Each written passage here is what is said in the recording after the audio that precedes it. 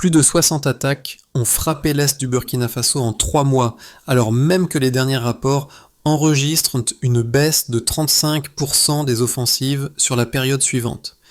Ce choc entre deux chiffres trace le portrait d'un pays suspendu entre l'effondrement annoncé et une stabilité encore fragile pour rassurer durablement les habitants. Dans ce balancement précaire, que signifie vraiment pour ceux qui restent en la présence d'Ibrahim Traoré au milieu des troupes plutôt qu'à distance depuis Ouagadougou? À l'horizon, un seuil décisif s'entrouvre, provisoire mais bien réel.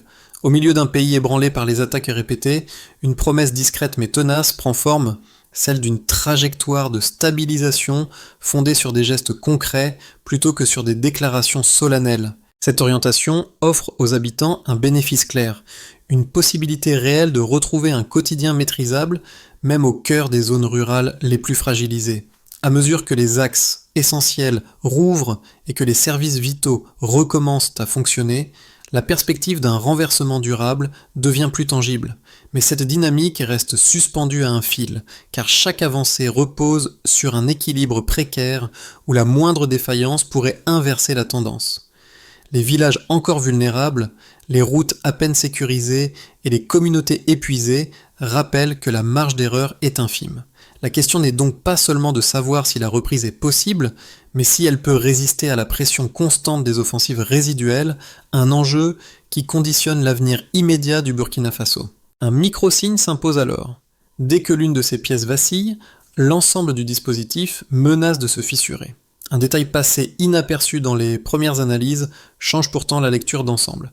La baisse de 35% des offensives n'est pas un simple ralentissement, mais le premier signe mesurable d'un rééquilibrage territorial. Et un second indice renforce cette bascule discrète. Plus de 60 attaques avaient frappé l'est du pays en 3 mois, illustrant l'ampleur du gouffre que le Burkina Faso tente de refermer.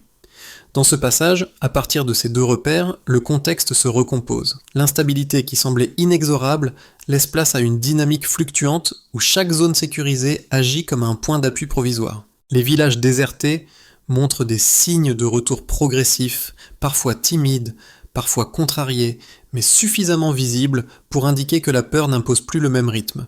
Les routes vitales, longtemps fragmentées, sont rouvertes par sections successives, permettant à quelques marchés d'émerger à nouveau au bord des axes meurtris. Dans cette trame fragile, l'apparition régulière d'Ibrahim Traoré parmi les unités avancées devient un geste de cohérence. Elle relie les décisions politiques au terrain où se joue la survie quotidienne. Les rapports militaires confirment également un changement structurel. Les volontaires pour la défense de la patrie, intégrés dans la stratégie globale, stabilisent des zones que l'armée seule peinait à tenir. Cette présence diffuse crée des micro-espaces de résistance qui empêchent les groupes insurgés de reprendre l'initiative trop rapidement. Le Premier ministre, Remlon Emmanuel Vrogo, en traversant silencieusement le camp de Tenko, mesure l'effort humain qui sous-tend chaque pourcentage de progrès, hommes épuisés, positions consolidées au prix de semaines d'engagement et communautés qui réapprennent à se fixer dans un paysage encore instable. Ainsi, le contexte n'est plus celui d'un effondrement imminent, mais d'un pays qui avance sur une ligne de crête. Chaque avancée reste réversible, mais chacune ouvre aussi un espace d'action que la population tente d'habiter à nouveau. Dans les zones récemment sécurisées, les premiers signes d'un basculement fragile apparaissent à travers des trajectoires individuelles souvent ignorées des rapports officiels. Le général Margaro, chargé de réorganiser les opérations après l'intensification des attaques, devient une figure charnière pour comprendre les effets immédiats de la nouvelle stratégie. Sa présence sur le terrain, presque quotidienne, sert de repère aux unités éparpillées qui maintiennent les positions reprises à un coût humain élevé. Autour de lui, soldats réguliers et volontaires civils travaillent dans une proximité qui efface parfois la frontière entre devoir militaire et survie communautaire. Un premier cas illustre ce changement. Dans un village vidé après 3 offensives successives, quelques familles reviennent avant même la fin du déminage.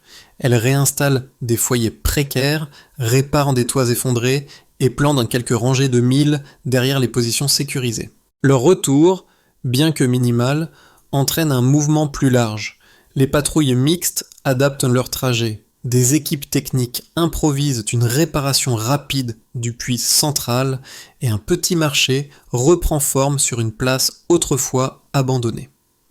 Un second cas confirme la tendance. Un groupe de volontaires composé d'enseignants et d'agriculteurs restaure en quelques jours un puits effondré qui prive plusieurs dizaines de personnes d'eau potable. Ce geste, modeste en apparence, transforme l'atmosphère locale, les habitants circulent davantage, les échanges reprennent et les équipes de surveillance peuvent stabiliser les abords du village sans être constamment débordées. Ces deux scènes montrent la même vérité. Les impacts précoces naissent d'initiatives dispersées mais produisent un effet cumulatif décisif pour les communautés vulnérables. Dans ce passage, tout commence lorsque les attaques se multiplient dans l'est du Burkina Faso, frappant village après village et laissant derrière elles des routes brisées, des marchés silencieux et des familles entières forcées de fuir. Cette séquence d'ouverture agit comme l'élément déclencheur. En quelques semaines, les forces régulières peinent à protéger les axes essentiels. Les groupes insurgés prennent l'initiative et la peur redessine les déplacements du quotidien. Les premières escarmouches montrent un ennemi mobile, fragmenté mais déterminé, qui profite du relief et de l'essoufflement des troupes.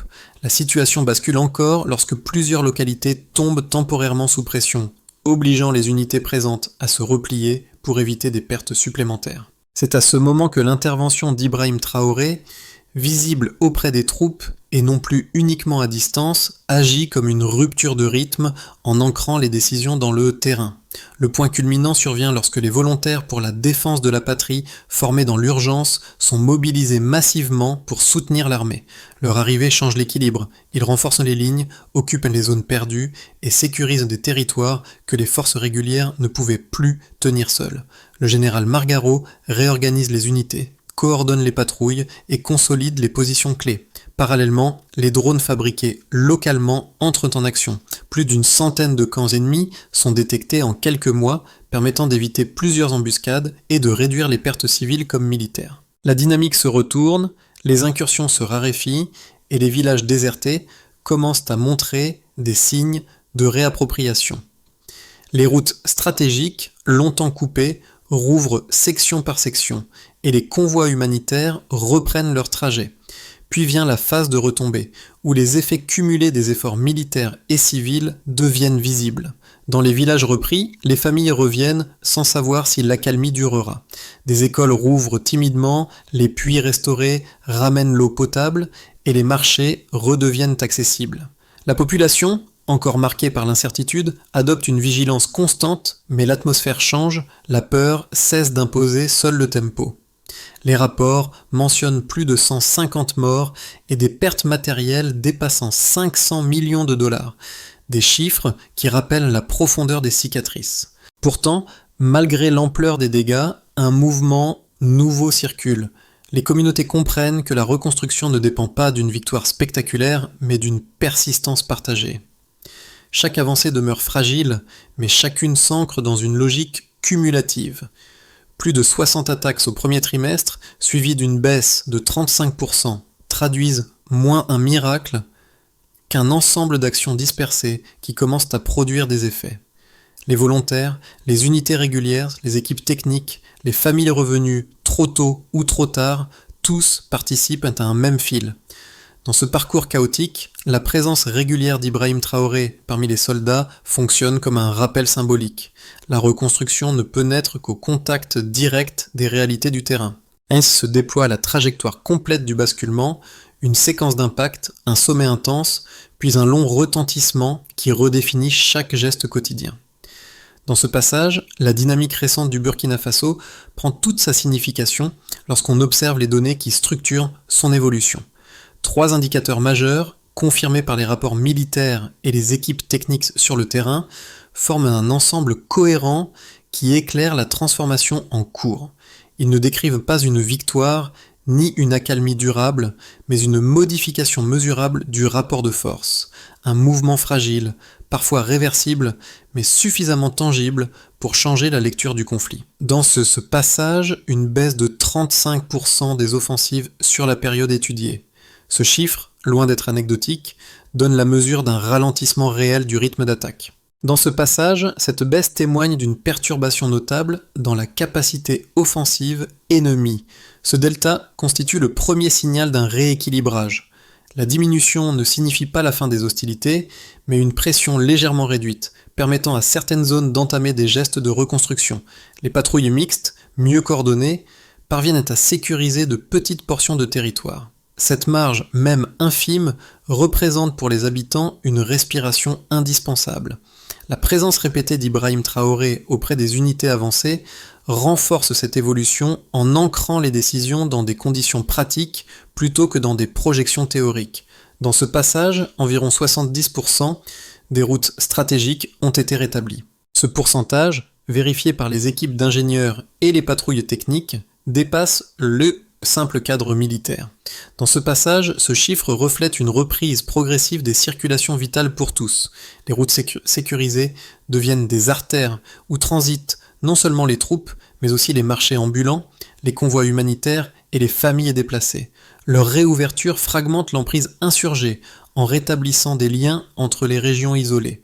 Chaque tronçon libéré modifie la perception locale. Les villages cessent d'être des poches enclavées et redeviennent des points connectés dans une géographie recomposée. L'effet psychologique est aussi déterminant que l'effet logistique. La circulation rétablie restaure une part de normalité. Dans ce passage, plus de 100 000 volontaires ont été formés au sein des VDP. Ce volume impressionnant marque un tournant structurel dans la manière dont le pays répartit l'effort de défense. Dans ce passage, ce volume montre une mobilisation populaire sans précédent en soutien aux forces. Cette participation diffuse transforme profondément le terrain.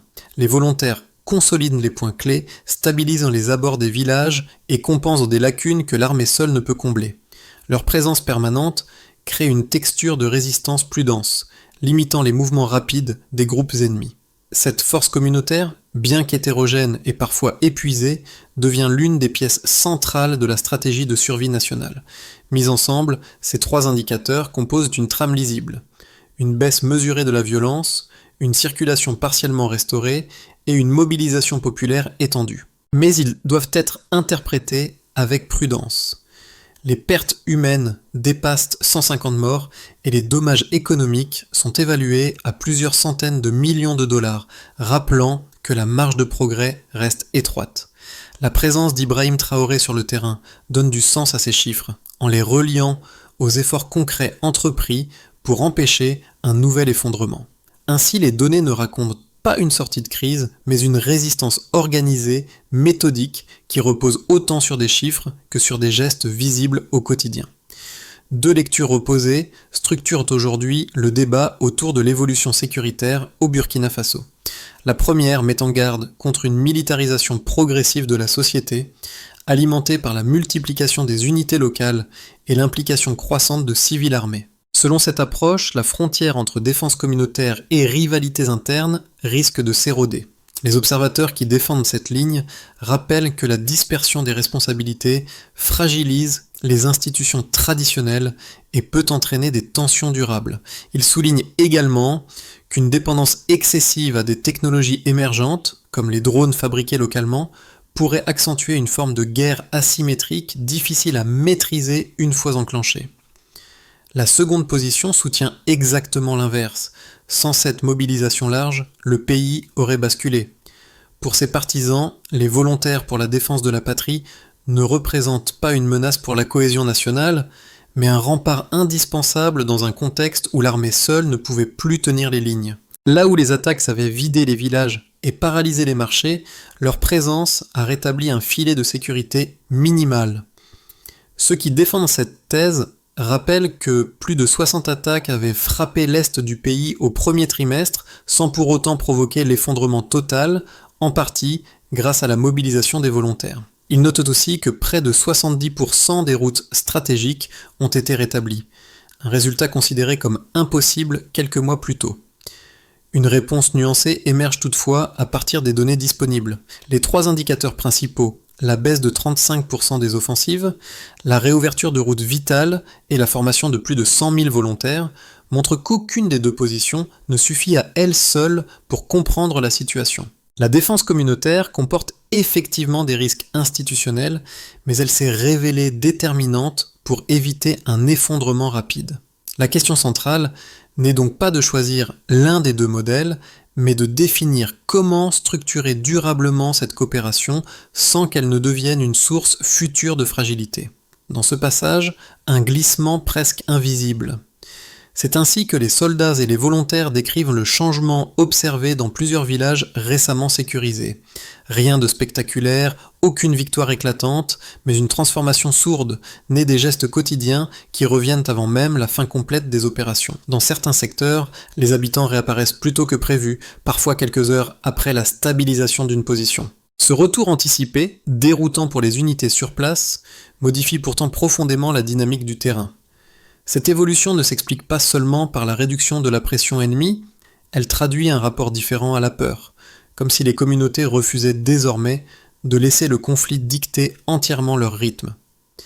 Les patrouilles observent une circulation plus fluide, les marchés se reconstituent partiellement et les équipements réparés attirent à nouveau les familles dispersées. Dans ce mouvement ténu mais réel, la présence régulière d'Ibrahim Traoré parmi les troupes agit comme un point d'ancrage symbolique. Elle renforce l'idée que l'État ne se limite plus à des directives lointaines, mais s'incarne dans les lieux où la population recommence à vivre. Ce midpoint, discret mais décisif, reconfigure la suite de la trajectoire nationale. Dans ce passage, les transformations en cours au Burkina Faso se lisent d'abord chez ceux qui vivent au plus près des zones libérées, les populations rurales qui ont subi, en premier, l'effondrement des services et la perte de leurs repères. Dans ces espaces longtemps isolés, la réouverture des routes stratégiques modifie radicalement le quotidien. Les cultivateurs peuvent de nouveau transporter leurs récoltes, les familles se déplacent sans dépendre constamment des convois escortés, et les marchés hebdomadaires reprennent une forme, même minimale. La réparation de plus de 300 puits constitue un tournant majeur. Elle ramène une stabilité vitale dans des villages où l'eau avait cessé d'être accessible. Pour ce premier groupe, chaque amélioration matérielle porte une valeur immédiate, presque physique. La présence d'Ibrahim Traoré dans plusieurs visites de terrain renforce l'idée que ces avancées ne sont pas abstraites, mais liées à des engagements concrets. Le deuxième groupe d'impact concerne les travailleurs économiques, artisans, transporteurs et petits commerçants dont les revenus dépendent directement des axes de circulation désormais rétablis. Les pertes estimées à plus de 500 millions de dollars ont laissé des traces profondes dans les foyers, mais la réduction de 35% des attaques ouvre un espace dans lequel l'activité commerciale peut reprendre. Dans les marchés rouverts, même timidement, les étals réapparaissent, les produits circulent et les échanges, bien que fragiles, redonnent une utilité sociale aux lieux centraux des villages. La réouverture des écoles joue aussi un rôle déterminant. Elle libère du temps aux parents qui peuvent reprendre leur activité sans la peur constante d'un déplacement forcé. Le troisième groupe rassemble les populations déplacées, plus de 2 millions de personnes dispersées dans les camps improvisés ou le long des zones frontalières. Pour elles, les progrès restent inégaux. Certaines familles reviennent dès que les patrouilles mixtes stabilisent une zone, mais les retours demeurent limités par les risques persistants. Les infrastructures détruites, les réseaux communautaires brisés et les pertes répétées freinent la reconstruction du tissu social. Pourtant, les premiers retours, même partiels, témoignent d'un changement. La perception de la sécurité ne repose plus uniquement sur les opérations militaires, mais sur la continuité visible des efforts civils, notamment dans la réparation des points d'eau et la remise en état des écoles. Le dernier groupe est constitué des institutions locales et nationales dont la capacité d'action avait été sévèrement affaiblie. Les autorités, critiquées pour leur distance, regagnent progressivement en légitimité grâce à des engagements concrets, visites de terrain, coordination accrue avec les équipes techniques et mise en œuvre d'initiatives de reconstruction. L'usage de drones fabriqués localement, capables de détecter plus d'une centaine de camps ennemis, illustre un pas vers une autonomie opérationnelle plus solide. Les forces régulières et les VDP travaillent désormais de manière plus intégrée, reconstituant des lignes de communication essentielles. Pour ce groupe, l'enjeu principal devient la consolidation durable de ces acquis afin d'éviter un retour à la fragmentation institutionnelle. À travers ces 4 scènes d'impact, un fil commun apparaît. La stabilisation demeure fragile, mais elle cesse d'être un simple mirage. Elle devient une possibilité concrète, conditionnée à la continuité de l'effort collectif et à la capacité des institutions à tenir leur place. Dans ce passage, à partir des dynamiques observées sur le terrain, 3 trajectoires possibles émergent pour les mois à venir. Elles ne dessinent ni une certitude ni une fatalité, mais un éventail de directions conditionnées par le rythme des opérations, la robustesse des institutions locales et la capacité des communautés à maintenir l'effort entamé. Dans ce passage, une stabilisation progressive est contrôlée. Dans cette hypothèse, les forces régulières et les volontaires pour la défense de la patrie poursuivent leur coopération actuelle. Les routes stratégiques, déjà rétablies à près de 70%, continuent d'être consolidées, réduisant les poches d'enclavement et facilitant le retour partiel des familles déplacées. Les puits restaurés et les écoles rouvertes deviennent des pôles de fixation pour les communautés rurales.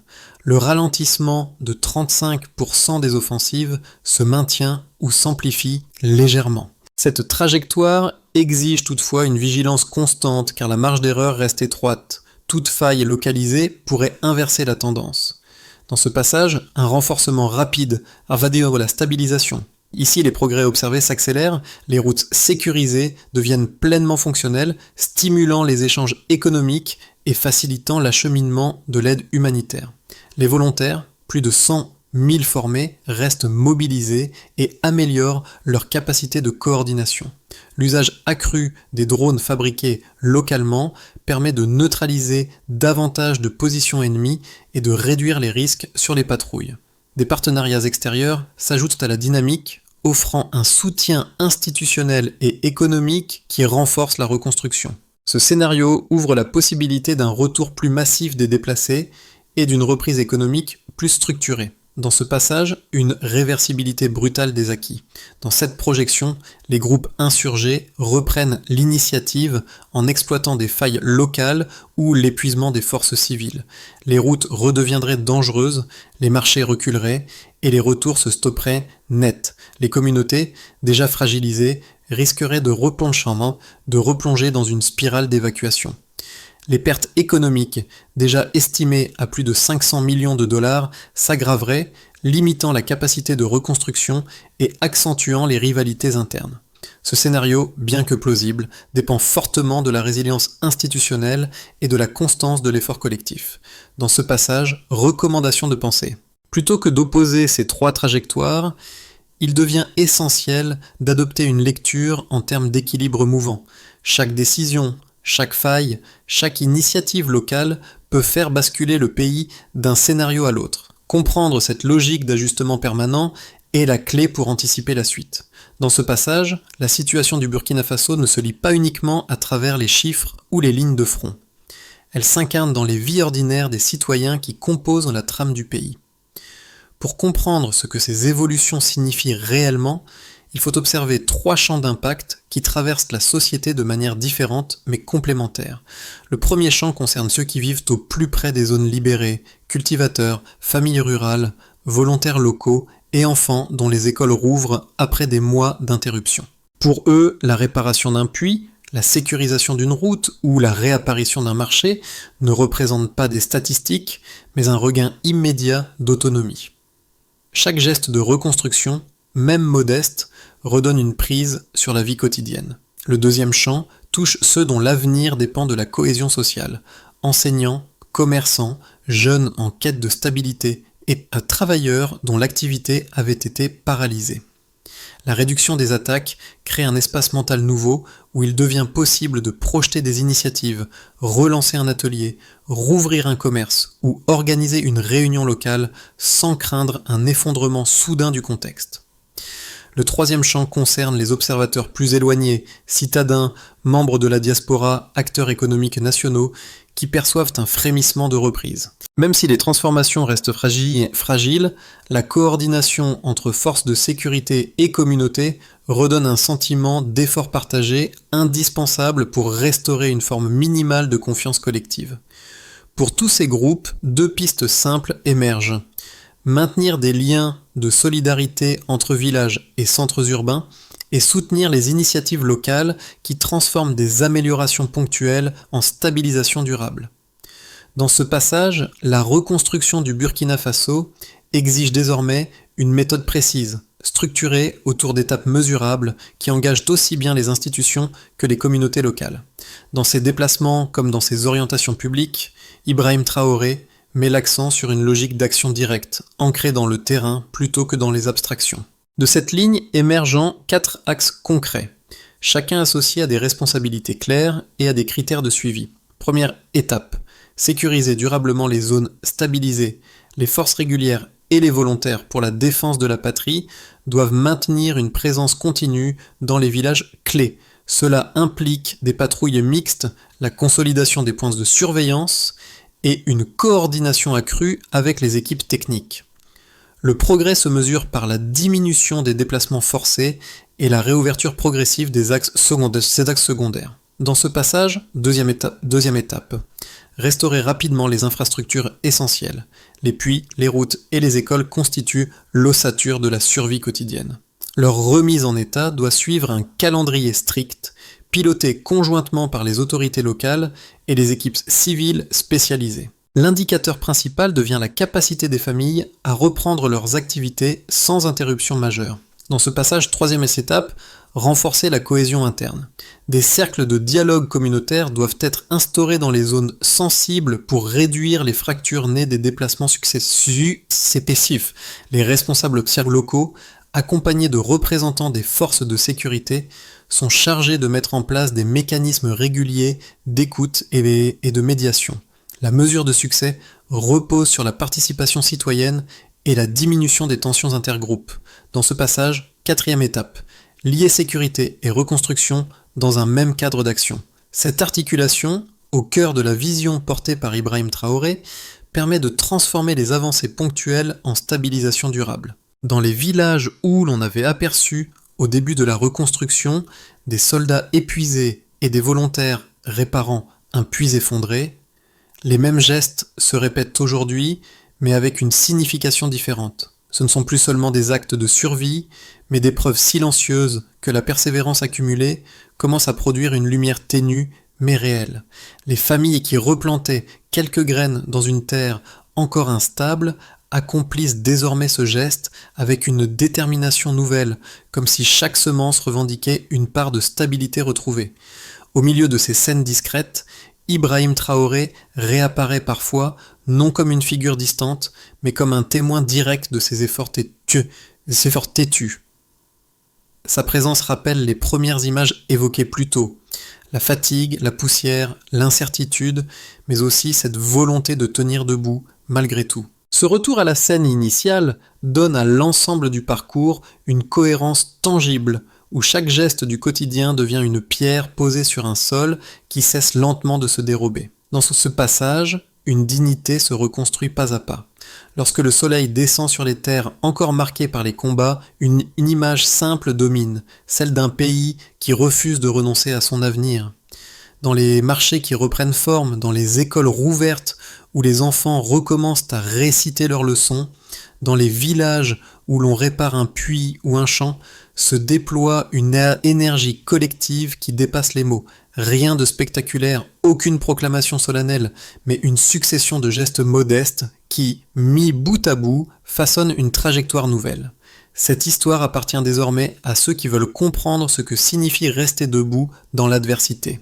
Elle interroge chacun sur la manière dont une société se relève, non pas d'un seul coup, mais par une multitude de pas minuscules et répétés. La reconstruction devient alors un mouvement partagé, un fil qui traverse les communautés et relie les efforts visibles aux intentions silencieuses.